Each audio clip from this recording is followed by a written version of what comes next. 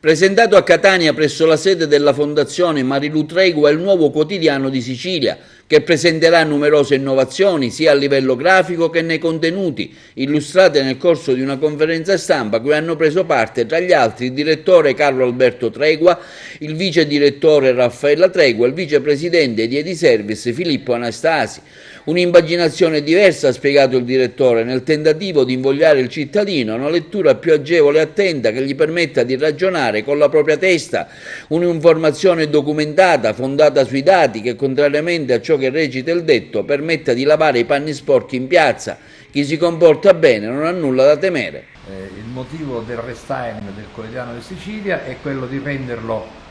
più vivace, più snello, più rapido, di migliore e di più facile lettura. Naturalmente i contenuti non cambiano per la loro metodologia, perché esprimono sempre dati prelevati da fonti ufficiali. Bisogna spiegare come e perché gli avvenimenti accadono, quali sono le origini, quali sono le cause e dove possono portare. Insomma, il tentativo che noi facciamo da 40 anni e che cerchiamo di continuare è quello di far pensare il lettore, perché è importante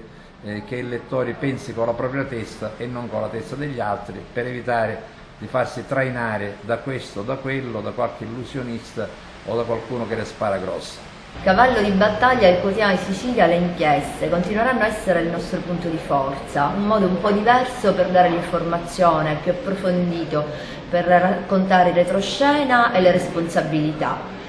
E anche il web, rafforzeremo tantissimo il web, lo abbiamo già fatto con un network con più di 7 milioni di pagine viste e 1,5 milioni di utenti unici, ed il portale, un portale certificato riconosciuto dal Ministero della Giustizia in cui trovare le aste degli immobili di tutta Italia.